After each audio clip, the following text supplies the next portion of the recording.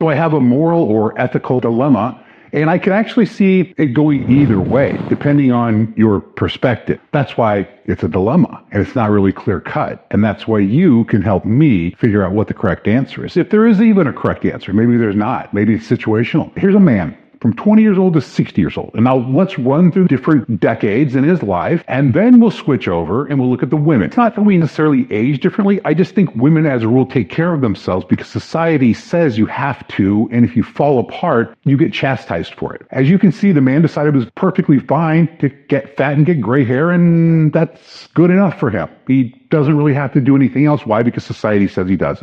Society says he's distinguished. Not fat and gray, he's distinguished. Here's the beginning of the dilemma. There's a guy named Dave and there's Sarah. They get married at an early age. Dave's in good shape. Sarah's in good shape. That's the way everything begins. Is this fair to Sarah for Dave to have let himself get fat and old? Sarah obviously takes care of herself. She exercises, she eats right, she stays in good shape. Dave thinks she's amazingly beautiful because she is. But it wasn't by chance that she got that way. She is taking care of herself. Dave, on the other hand, Dave's a slob. So I guess what I'm asking is, how is it that Sarah at night, when Dave comes walking in that bedroom, how is Sarah's supposed to get turned on by Dave? As someone requested a house call from the love doctor. I don't understand why Dave thinks it's okay to let himself go. Now, I'm not saying she doesn't love Dave. That's totally different. Dave, the word stud isn't powerful enough to do you justice. Behold Dave, the god of virility. I'm saying the animalistic, come here, I just want to ravage you thing that cannot be there when the person is unattractive. I think I just threw up a little in my mouth.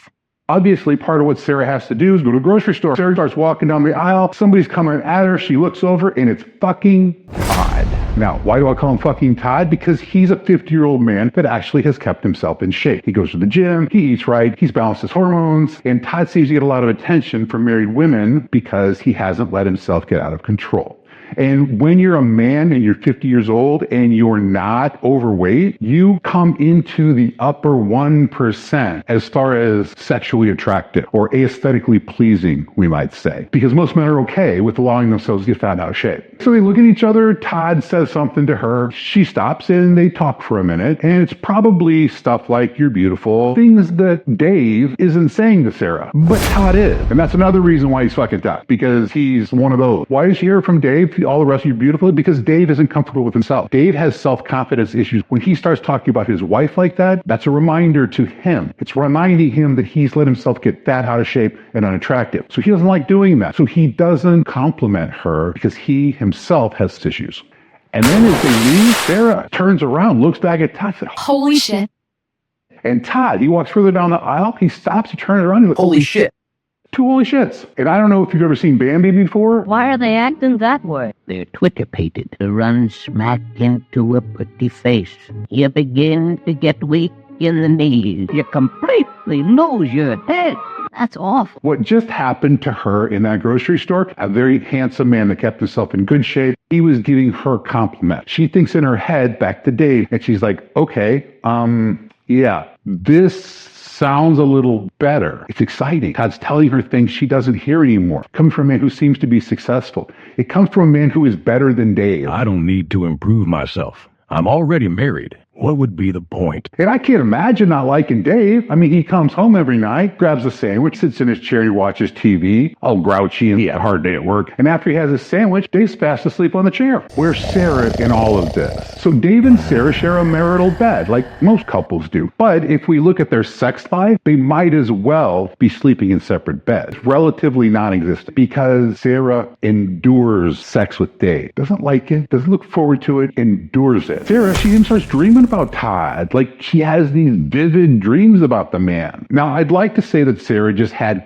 Todd on the brain, and then that was as far as it went. But they're inevitably going to see each other again, and they do. And in the end, Sarah allowed herself to do something she should never have allowed herself to do. Sarah's like, I'm sorry, Dave, but I'm out of here. She's really not sorry. She doesn't feel pretty with Dave. She doesn't feel attractive. She doesn't feel smart. Dave doesn't make her feel special, and someone else did. So they go to court. Sarah gets a lawyer. Dave gets a lawyer. Obviously, there's animosity among both of them. And eventually they have to bring in the big gun, Judge Judy, and she rules in favor, basically, of Sarah. I know exactly who you are. Are you always a bitch, or you just play one on TV? I'm done.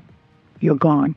Seriously? No, not seriously. Super seriously. Where's Dave get to go? Dave gets to move into a trailer. As Dave's sitting there at his trailer, he has a coming to Jesus in this epiphany that he has. He's like, I can be better. I need to be the one that says change needs to be made, and then I need to go do it. So Dave does something about it. He heard about this whole thing. He goes to the best place on the earth, which is Viking, and he has his hormones checked. And what do you know? Dave's testosterone levels were in the tank. So Viking hooks him up, and they give him a protocol based upon his blood work. Many months later.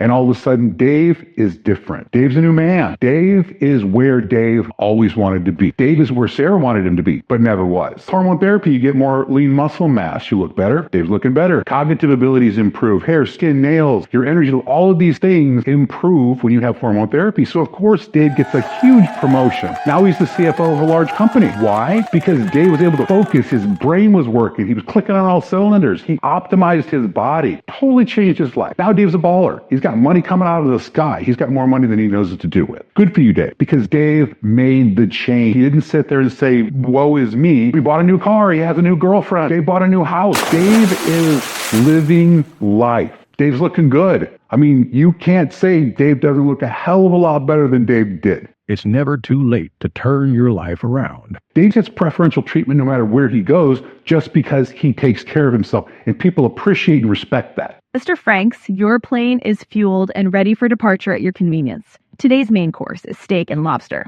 I hope that meets your approval. Thank you, Mary. When we get to 30,000 feet, there's a club I think you might be interested in joining. Yeah, whatever happened to Sarah? Well, Sarah and Todd, let's just take a look. Oh my fucking god, what is going on? Get your shit and get the hell out of my house. Your house smells like cat piss anyway. Yeah, so as you can see, Todd and Sarah, they didn't make it. Sarah has nowhere to go. So Sarah becomes homeless, living on the streets. Some guy picks her up, and what do you know? Sarah starts turning trick. And if you really think about it, it's kind of what Sarah deserved. Yeah, karma's a bitch, all right. But it is what it is. Anyway, you want a party? So in the end, what's the answer?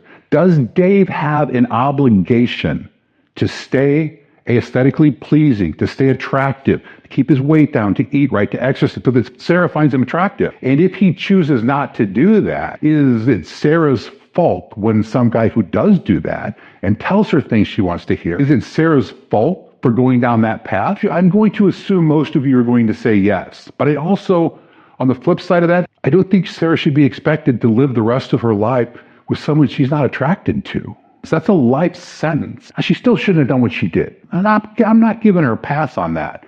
I'm just saying you can understand how it happened. Because getting old is inevitable, but feeling old and looking old, that's a choice.